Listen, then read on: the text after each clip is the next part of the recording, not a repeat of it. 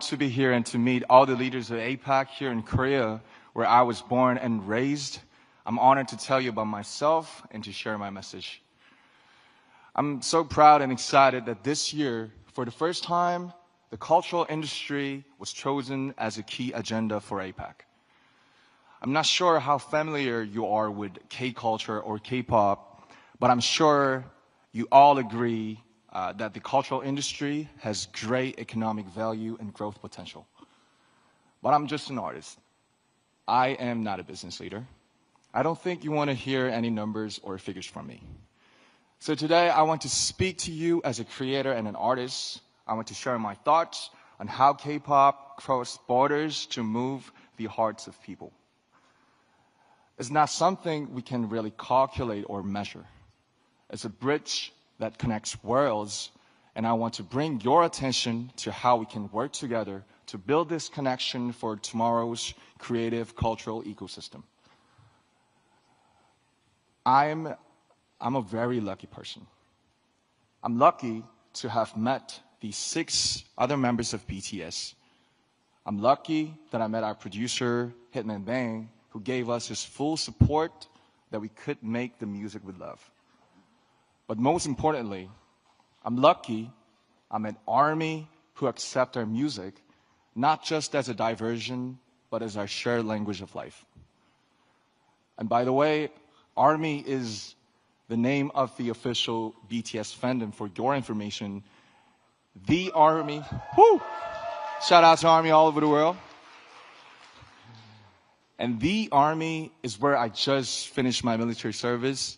I was there for 18 months. I just wanted to make sure. So, ARMY support and passion crossed all borders and opened up like brand new path for me. They gave me a voice that was heard at the Billboard Music Awards, at the Grammys, at the United Nations, and even at the White House, at such historic and symbolic events like right here at the APEC. BTS first started to go outside Korea about 10 years ago. And back then, we didn't dream of what we see today. Nothing was like this. Did you ever turn on your TV or radio and hear a song that's not in your language or in English? Probably not very often, right? I felt how hard it is to ever hear a Korean song in an English-speaking country. I saw how high a cultural barrier could be. At that time, the music of BTS was quickly called non-English foreign culture. Trying to get on mainstream media through our music was like doing an experiment and a huge challenge. It was a test to see if music in Korean can work on the global stage. We tried to get on TV to show the world our music, but the doors were closed and would not move. But, as you know, we couldn't just sit around and wait. We tried to make our own opportunities. We danced in the streets. We handed out flyers to free shows. But there was something even more difficult than those. When we said we are artists from Korea, they didn't ask us about our music. They asked, are you from North Korea or South Korea? Where on earth is Korea? So we had to explain where Korea was before we could even talk about our music. And that was the reality. But we overcame those barriers, and now I'm here today sharing this precious moment with you. ARMY was the force that broke down those barriers.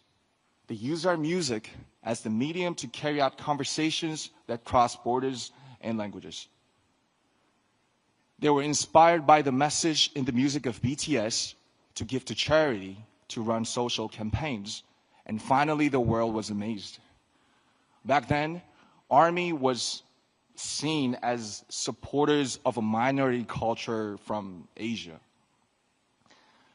Now, they shake the world as a new community and a fandom culture. Even at this very moment, they're crossing borders and breaking down barriers through the pure power of cultural solidarity. Solidarity and tolerance that know no borders, and it's an endless source of creative inspiration for me as well. There is so much cultural content around the whole world, but why K-pop? Why is it so unique? Why does K-pop create this powerful and inclusive community? It's because of the special principle of unity of K-pop. This is what enables people from such diverse backgrounds to come together just through the medium of K-pop. I like to compare K-pop music to bibimbap. And bibimbap is a traditional Korean dish. You gotta taste it. So you take pap, which is rice, then you put all kinds of vegetables, meat, flavorings on top, and mix it all up. And that's the bibimbap part. And K-pop is much the same.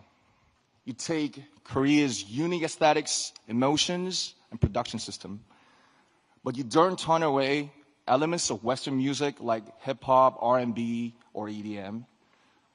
Just like bibimbap, these parts all keep their unique identities, but mix together to make something new and fresh and delightful.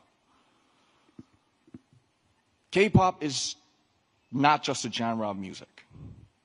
It is a 360-degree total package of music, dance, performance, visual style, storytelling, music video, and even social media.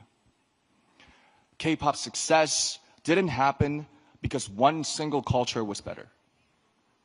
K-pop's success came from respecting diversity and embracing world cultures, but still holding on to Korea's unique identity.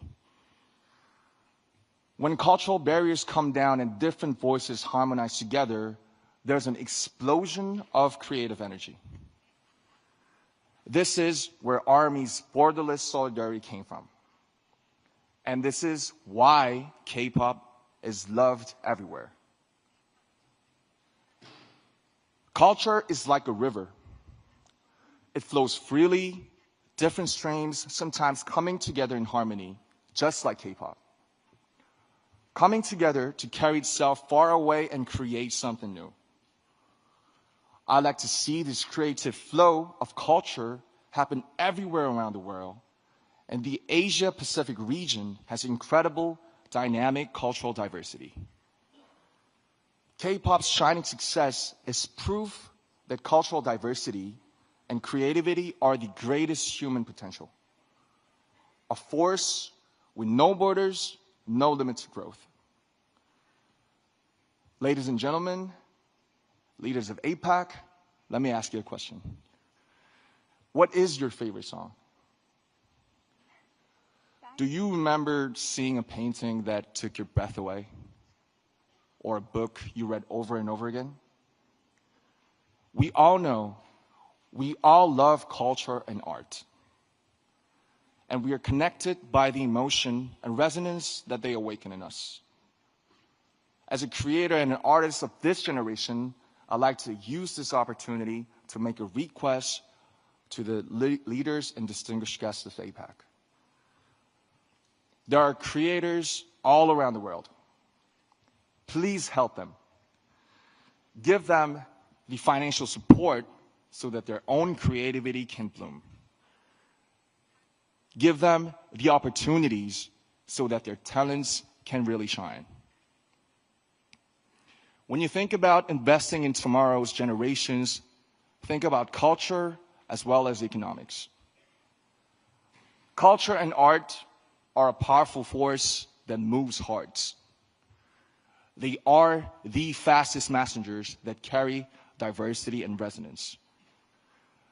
As the leaders of APEC, your policies and support will be the canvas and playground for all the creators. The foundation for creators all over the world to pour out their creativity. When creators flourish, other elements of culture gather to form brand new aesthetics. Their content will go beyond all kinds of differences. They will blaze a road of true understanding and tolerance. They will create the power of solidarity for the future. I, too, stand by the vision of APEC. A vision that will drive diversity, inclusion, and growth through culture and creativity. As an artist, I promise that I will also let my imagination fill the canvas you will create.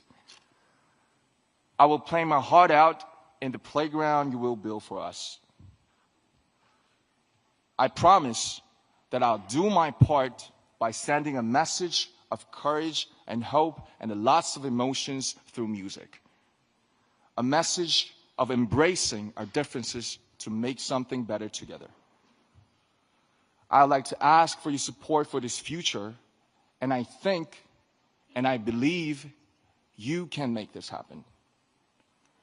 Your support can make creators let their creativity soar. With your help, their creations will resonate around the whole world. Thank you very much. Please give it up for RM. What a fascinating speech. Let's give him a strong round of applause. Thank you so much. It was great to have him here. What a breath of fresh air.